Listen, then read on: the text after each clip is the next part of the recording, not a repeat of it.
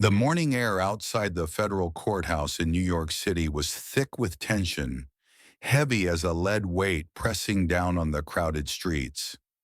It was a pressure-filled dawn, the kind that made the city feel like it was holding its breath.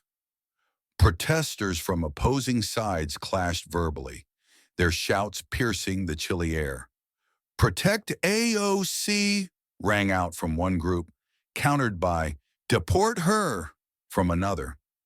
Security barriers lined the perimeter, barely containing the swelling crowd, while camera flashes from media outlets lit up the scene like lightning strikes. Inside the courthouse, the atmosphere was no less intense. The cold, sterile courtroom was a battleground, and at its center sat Alexandria Ocasio-Cortez, the young, fiery, progressive congresswoman known for her unapologetic advocacy. Her back was straight, her eyes fixed forward, but her fingers, tightly gripping her knees, betrayed the immense pressure she was under, not the ordinary kind, but the kind that could shatter a career. AOC was accused of threatening violence with words spoken in a moment of rage. "Lay a finger on them. We are going to have a problem." Those words, now wielded as evidence against her, had been uttered during a heated confrontation over ICE's actions. At the prosecution's table sat Tom Homan, the former ICE director whom AOC had publicly criticized on national television.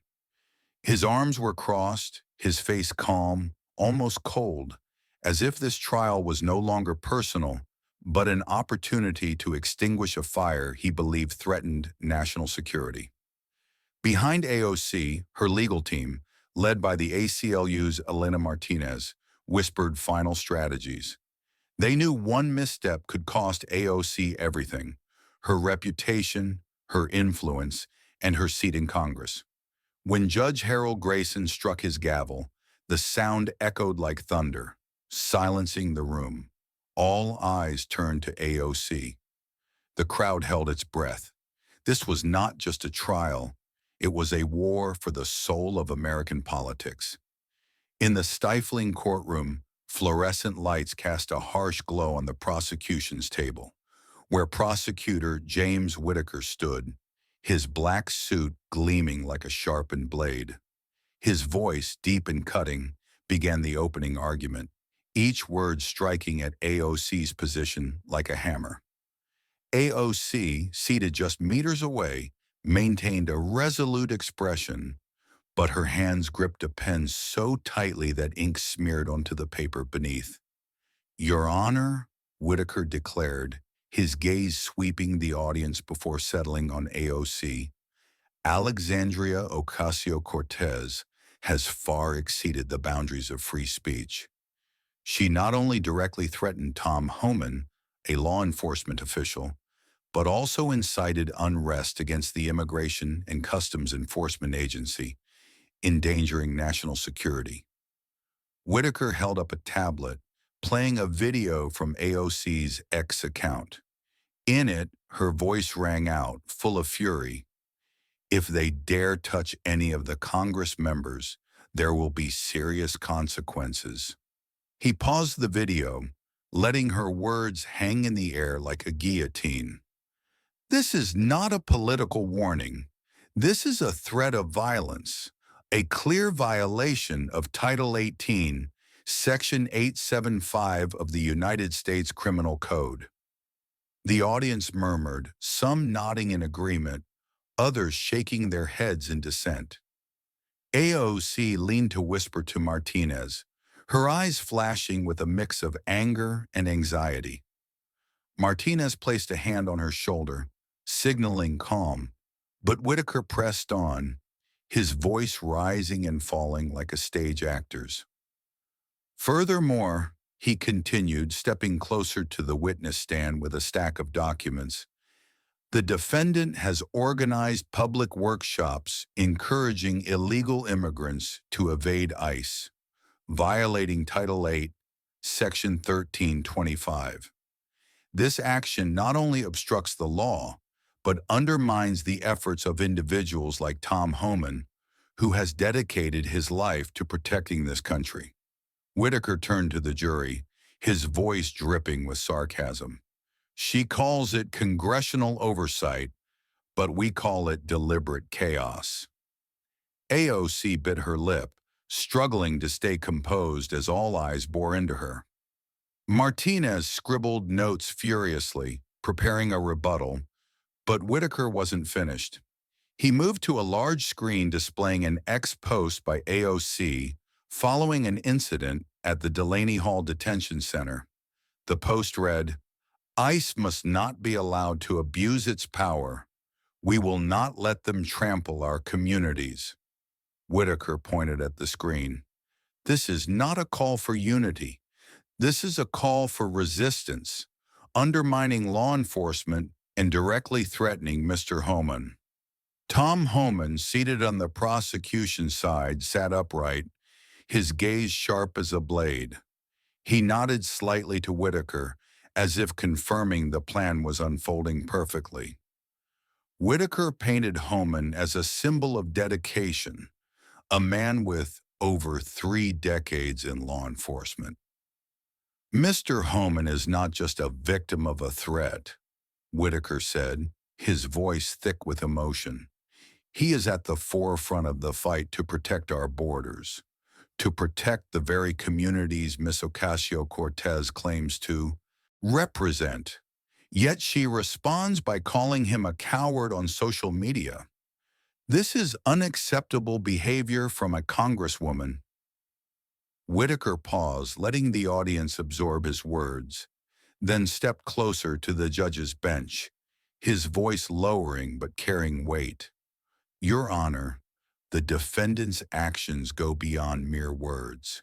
She has fueled a wave of resistance against ICE, making law enforcement officers feel threatened. The consequences are not only legal, but moral. We request that this court consider referring this matter to the House Ethics Committee, where Ms. Ocasio-Cortez's conduct could lead to her expulsion from Congress." The courtroom erupted in murmurs. Some spectators clapped, while AOC's supporters jeered. Judge Grayson banged his gavel, demanding silence, his stern gaze sweeping the crowd. AOC felt her heart pounding. The threat of an ethics investigation, even expulsion, loomed like a dark shadow. Martinez whispered, "We'll hit back hard. Don't let them shake you." But AOC couldn't hide the trembling in her hands as she glanced at Homan, who wore a subtle smile, as if already tasting victory. Whitaker concluded, his voice resolute, "Today we are not only defending the law, but also those like Tom Homan, who prioritize national security over politics. AOC must be held accountable." He sat down, leaving a heavy silence in his wake. Elena Martinez stood, her eyes sharp but calm, contrasting Whitaker's aggression. The courtroom fell silent, save for the rustle of papers and whispers from the audience. Martinez adjusted her glasses, her voice clear, but lacking the intensity needed to shift the tide. "Your Honor," she began, her tone steady, as if delivering a lecture. "Representative Ocasio-Cortez's statement was not a threat of violence, but a political statement protected by the First Amendment. She was fulfilling her role in congressional oversight, protecting New York's 14th District immigrant communities from ICE's abuses." Martinez held up a thin stack of documents to emphasize her point. "We have reports from human rights organizations documenting deplorable conditions in ICE detention centers. Representative Ocasio-Cortez was speaking out for her constituents. But Martinez's argument lacked persuasiveness. She cited legal precedent, referencing Watts versus United States, 1969, where the Supreme Court ruled that a threat must be specific and direct to be unlawful. Representative Ocasio-Cortez's statement, There will be serious consequences was political rhetoric, not a call to violence, Martinez stressed, but her voice lacked the force to sway the audience. Some AOC supporters nodded, but most spectators remained skeptical. Whitaker smirked, jotting notes. Homan, in a crisp gray suit, sat with arms crossed, his gaze piercing Martinez. Judge Grayson frowned, signaling Martinez to continue, but he was clearly unimpressed. Martinez pivoted, attempting to attack Homan. Tom Homan and the Trump administration are using this case as a political tool to silence Representative Ocasio-Cortez, she said, her voice rising but still lacking fire. They've exaggerated a statement to smear her while ICE itself has been criticized for human rights violations. She presented a brief report on ICE abuses, but failed to provide specific details to undermine Homan's upcoming testimony. Whitaker objected, arguing the report was irrelevant, and the judge agreed, directing Martinez to focus on the charges. Martinez's rebuttal faltered. She tried to emphasize that AOC acted in the community's interest, but couldn't produce compelling evidence to counter the obstruction charge. Representative Ocasio-Cortez did not encourage illegal actions, Martinez said, her voice trembling slightly. She was educating people about their legal rights, an action protected by the Constitution. AOC bit her lip, frustration surging. She wanted to stand and shout that the prosecution was distorting the truth, but Martinez signaled her to stay silent. The audience murmured, some shaking their heads, sensing the weakness in Martinez's argument. A Fox News reporter scribbled quickly, as if ready to write a piece praising Homan. Homan, seizing the moment, exchanged a brief word with Whitaker, his eyes gleaming with confidence. Martinez concluded, her voice softening, almost pleading, Your Honor, prosecuting Representative Ocasio-Cortez for this statement is not only a legal error, but an attack on free speech. If she is punished, it will send a message that lawmakers cannot speak out for their constituents. She sat down, but the courtroom's atmosphere clearly favored the prosecution. The air grew thick as Tom Homan took the witness stand, his tall frame exuding authority in a crisp gray suit. The crowd's murmurs faded into tense silence as he swore his oath with a firm voice. AOC sat rigid, her fingers twisting a pen so tightly it seemed it might snap. Martinez whispered encouragement, but AOC's eyes were locked on Homan, who carried the calm of a predator. Both knew his testimony could seal her fate. Whitaker approached, his steps deliberate, like a chess master setting a trap. Mr. Homan, he began, voice full of respect, please share your experience and role in protecting this country. Homan leaned forward, his voice resonating. I've served 34 years in law enforcement, starting as a Border Patrol agent, later becoming ICE's acting director. Now, under President Trump, I'm tasked with securing our borders and communities from illegal activities. He paused, letting his accomplishments sink in. I've faced many threats, but I've never seen anything as reckless as Representative Ocasio-Cortez's words. Her statement, lay a finger on them, we are going to have a problem, wasn't just a warning. It was a direct challenge to law enforcement, paving the way for chaos. He turned slightly, his sharp gaze piercing AOC. She's not just undermining ICE, she's putting lives at risk. In New York alone, ICE arrested 27 Tren de Aragua gang members, making her district safer. Yet she calls us oppressors. Whitaker nodded, pacing slowly. Did you feel threatened by those words? Homan's response was calm but cutting. I'm not easily intimidated, Mr. Whitaker. I've faced cartels, smugglers, and worse. But her words incited hostility toward ICE agents who risk their lives daily. It's not just about me. It's about the people I lead who deserve respect, not threats from a congresswoman. Murmurs rose, conservative spectators nodding vigorously.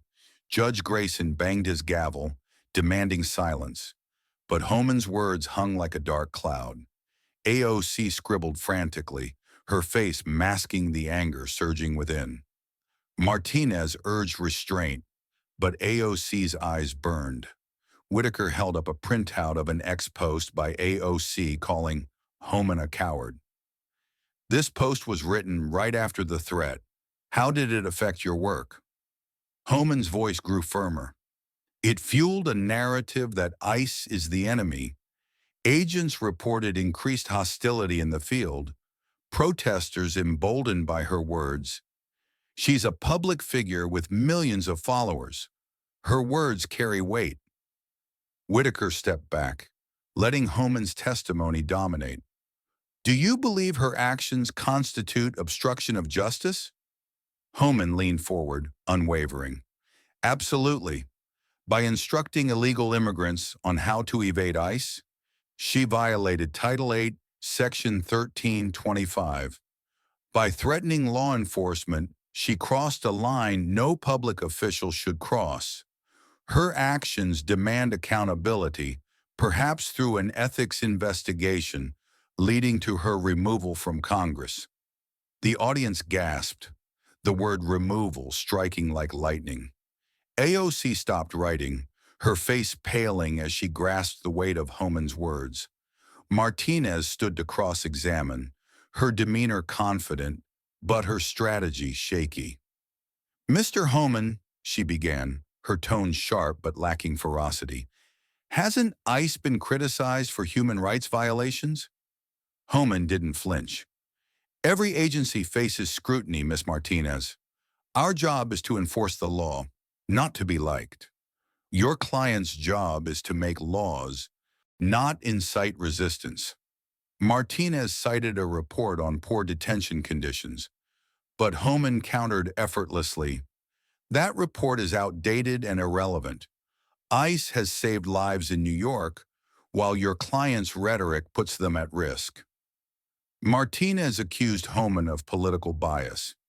Isn't this case retaliation due to your loyalty to President Trump? Homan's eyes narrowed, his voice like steel. This isn't about politics, it's about the law. I've served 6 presidents, Democrat and Republican. Your client crossed the line, and I'm here to hold her accountable. His response landed like a punch, leaving Martinez reeling. AOC whispered urgently, "Be tougher, Elena." But Martinez seemed overwhelmed. The audience sensed Homan's dominance. A conservative supporter whispered, "He's crushing her." Even some of AOC's supporters grew uneasy.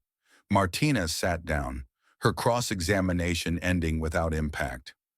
AOC, in a striking navy blazer, took the witness stand, her eyes blazing but anxiety swirling beneath. After Homan's overpowering testimony, the room leaned toward him, and AOC knew every move was scrutinized. Martinez, hoping AOC could turn the tide, signaled her to begin. Representative Ocasio-Cortez, Martinez asked, please explain your intent when you stated there would be a problem if ICE acted against members of Congress. AOC leaned forward, her voice clear but trembling. I wasn't threatening violence. It was about political accountability. I meant that if ICE abused its power, my community would respond through votes, protests, and public opinion. As a congresswoman, I protect my constituents, especially immigrants facing unjust treatment. Martinez nodded. Can you elaborate on your role in defending your community? AOC's voice grew stronger. I represent New York's 14th district, home to hard-working immigrant families harassed by ICE. I've visited detention centers, heard stories of deplorable conditions, of children separated from parents. I speak out because it's my job to ensure the government doesn't trample human rights. A few supporters clapped softly, but Grayson's gavel silenced them. Martinez asked about AOC's posts and workshops.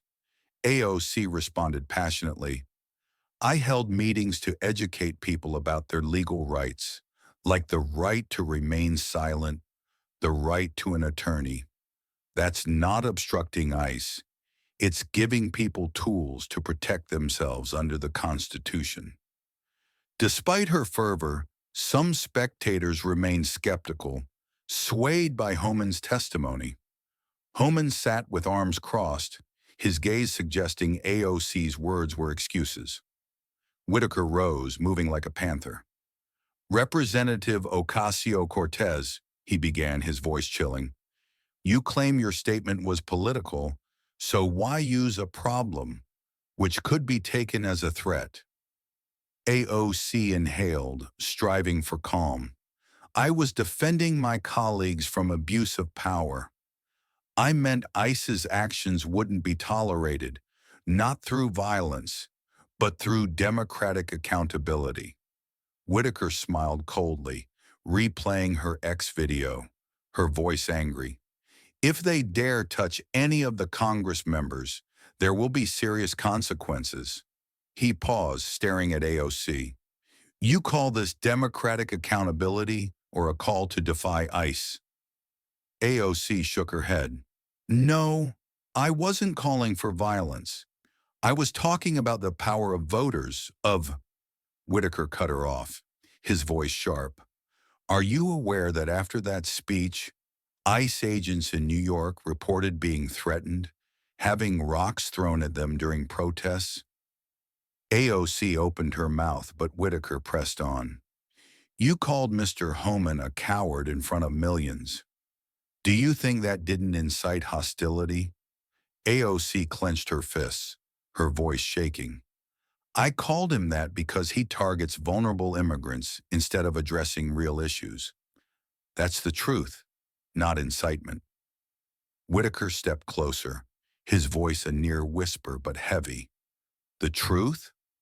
Or were you undermining a federal agency, encouraging illegal immigrants to evade the law, and threatening people like Mr. Homan who protect this country?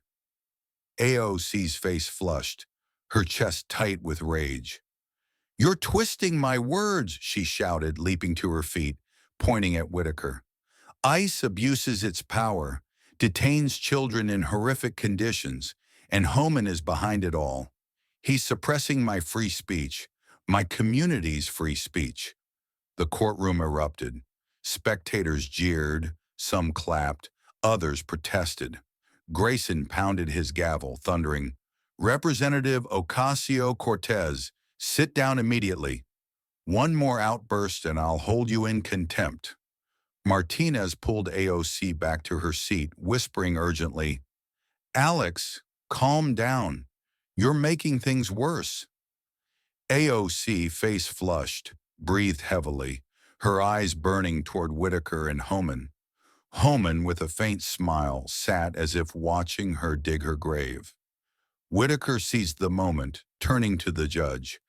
Your Honor, the defendant's outburst shows her lack of control and defiance of the law. This is exactly what we've emphasized. Miss Ocasio-Cortez not only threatened Mr. Homan but disrespects the judicial system. He sat down, leaving AOC under scrutiny. Some supporters bowed their heads, sensing defeat. Conservatives whispered, foreseeing the outcome. As the trial paused, AOC remained seated, hands covering her face, trying to regain composure. Her outburst had made her the focal point of criticism, as if headlined AOC panics in court. Martinez, worried, scribbled notes, preparing for the next phase. Homan exchanged a word with Whitaker, his eyes gleaming with triumph. He knew AOC's impulsiveness was a gift to the prosecution, reinforcing the narrative that she was a dangerous figure who needed punishment. The threat of an ethics investigation, potentially leading to expulsion, hung like a blade over AOC's head. When Whitaker stood again, his voice rang with cold confidence. Your Honor, we call a surprise witness, ICE Agent Daniel Rivera. Murmurs rippled through the room. AOC exchanged a bewildered glance with Martinez, who shook her head, uninformed about this witness. Homan sat with a faint smirk, as if awaiting this moment. Rivera, a middle-aged man in a pristine ECE uniform, took the stand. After swearing in, Whitaker began, his voice sharp. Agent Rivera, were you at the Delaney Hall Detention Center when Representative Ocasio-Cortez spoke publicly? Rivera nodded, his voice deep. Yes, sir. I was there providing security when she and other lawmakers arrived. Whitaker leaned in. How did you feel hearing her say that if ICE touched any lawmakers, there would be a problem? Rivera took a deep breath, his eyes resolute. I felt threatened, not just personally, but as an agent. Her words were like pouring fuel on the crowd of protesters outside. Right after, we were pelted with water bottles, verbally abused, and the situation nearly spiraled out of control. Spectators shuddered, their eyes turning to AOC with disapproval. AOC bit her lip, feeling the floor collapse beneath her. Martinez scribbled notes, but she knew this testimony was a blow. Whitaker pressed on. So, Representative Ocasio-Cortez's words directly influenced the crowd's behavior? Rivera nodded. Absolutely. She's a highly influential figure. When she spoke like that, the crowd felt emboldened to confront us. It endangered agents' safety. Whitaker turned to Grayson. Your Honor, this testimony proves her actions were not mere words. She incited violent behavior, endangering law enforcement, and her actions warrant investigation by the House Ethics Committee, potentially leading to her expulsion. Murmurs erupted. Conservatives clapped, while AOC's supporters jeered. Grayson banged his gavel, his stern gaze sweeping the room. Martinez stood to cross-examine, her confidence shaken. Agent Rivera, she began, are you exaggerating the impact of her words? The crowd was already tense, wasn't it? Rivera responded unflinching. Yes, but her words were a spark to a powder keg. They made things worse. Martinez cited a report on ICE abuses, but Rivera countered, I don't handle detention policies. My job is security, and her words made our work dangerous. Martinez asked if he was pressured by superiors like Homan, but Rivera denied it. I'm here to tell the truth. No one forced me. Martinez sat down, her face showing defeat. AOC felt her heart pound, realizing Rivera's testimony had bolstered the prosecution's narrative. As the courtroom doors closed for a verdict, a media storm erupted. AOC stepped out, her eyes tense, surrounded by her legal team and supporters holding AOC as a hero signs. But shouts from opponents and camera flashes overwhelmed them.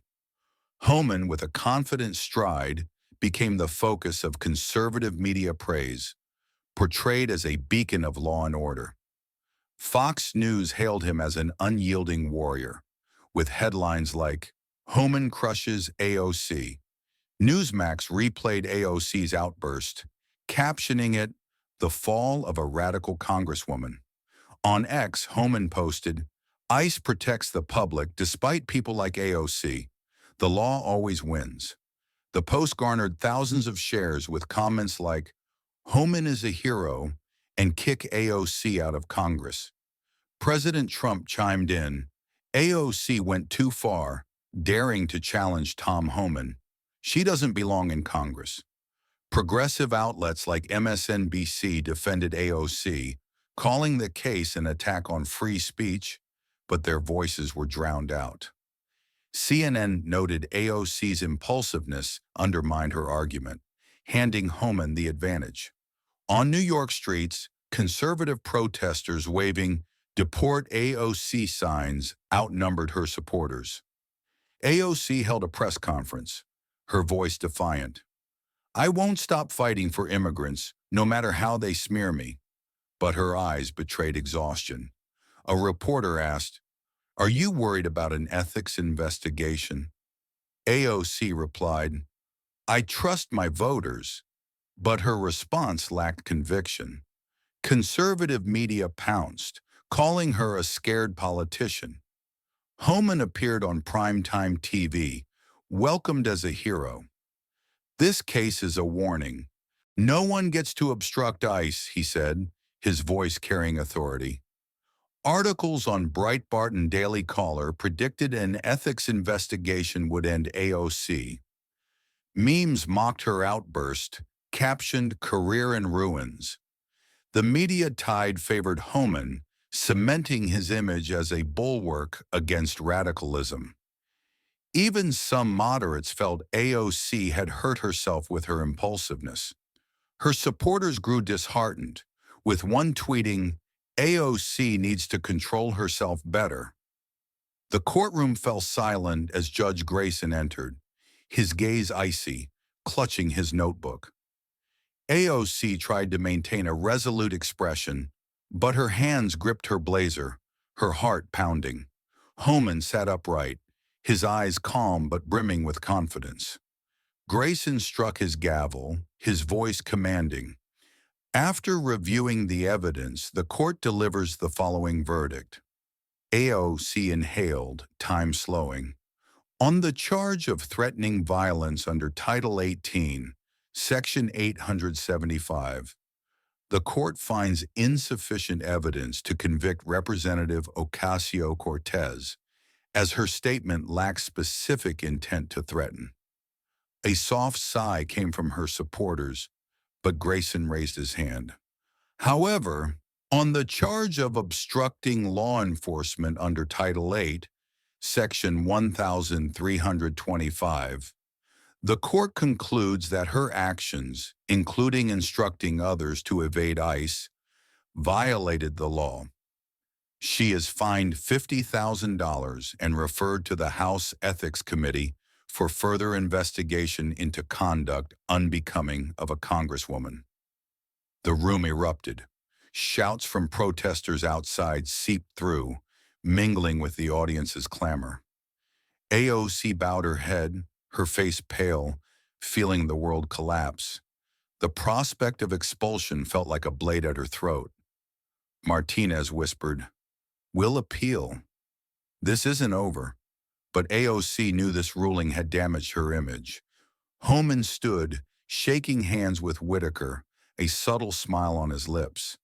On X, his post appeared, "The law has spoken. Those who obstruct ICE will pay a price." It garnered tens of thousands of likes. Trump posted, "Big win for Tom Homan and America. AOC needs to leave Congress now." Outside, AOC faced a sea of cameras and a chaotic crowd. Supporters held AOC as a hero signs, but conservatives chanted, "Deport." In a press conference, AOC said, "I'll keep fighting for justice despite these attacks." But her eyes betrayed exhaustion. A reporter shouted, "Are you afraid of being expelled?" AOC paused, replying, "I trust my voters." But her response lacked strength. Homan on Fox News declared, "This ruling sends a clear message. No one, not even a congresswoman, can obstruct the law." Conservative outlets replayed AOC's outburst, predicting the ethics investigation would end her career. The case solidified Homan's standing in the Trump administration, paving the way for tougher immigration policies. He was lauded as the man who put AOC in her place. For AOC, the case deepened polarization, making her a target for conservatives but strengthening loyalty among progressives. The threat of an ethics investigation loomed over her 2028 ambitions. Allies like Bernie Sanders voiced support, but their voices were overshadowed. AOC in her Bronx office sat alone, reflecting on her outburst.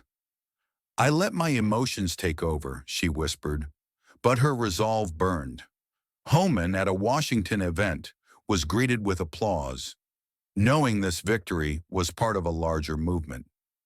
This trial reflects America's deep political divide and the media's role in shaping narratives. AOC's outbursts and posts show how emotions can damage one's image in a scrutinized environment. Homan's calm demeanor and conservative media amplification illustrate how controlling one's image can shape victory. The ruling, fining AOC and referring her to the Ethics Committee, underscores that uncalculated actions have lasting consequences in a polarized climate. The lesson is clear. Stay calm and strategic in public communication, especially in a world where social media and 24/7 news amplify mistakes. Learn from Homan, maintain professionalism, choose words carefully, and use platforms strategically. In a divided society, understanding opposing reactions is crucial to protecting one's reputation and achieving goals.